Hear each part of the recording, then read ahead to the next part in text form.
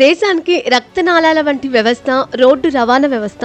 ప్రపంచంలో ఎక్కడైనా సరే ఇవే ప్రాణం ప్రణవం. మన దేశంలో ఇప్పుడు ఇలా జాతీయ రహదారుల రూపం మారుతోంది.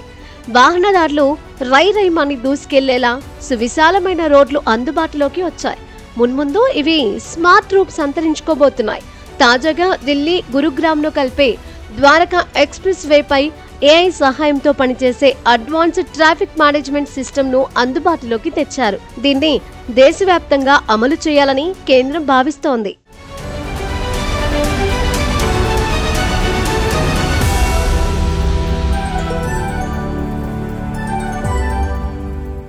జాతీయ రహదారుల ప్రాధికార సంస్థ మార్గదర్శకాలకు అనుగుణంగా ఈ ఏటీఎంఎస్ రూపుదిద్దుకుంది. Indian highways management company limited దీన్ని అభివృద్ధి చేసింది.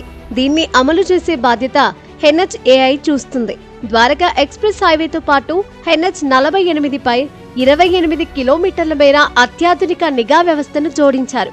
మొత్తంగా 56.46 కిలోమీటర్ల మేర రహదారిపై ఈ వ్యవస్థను అందుబాటులోకి తీసుకొచ్చారు. తద్వారా దేశంలోనే తొలిసారిగా ఏఐ ఆధారిత స్మార్ట్ ట్రాఫిక్ సిస్టమ్ కలిగిన డిజిటల్ హైవేగా ఈ రహదారి గుర్తింపు పొందింది.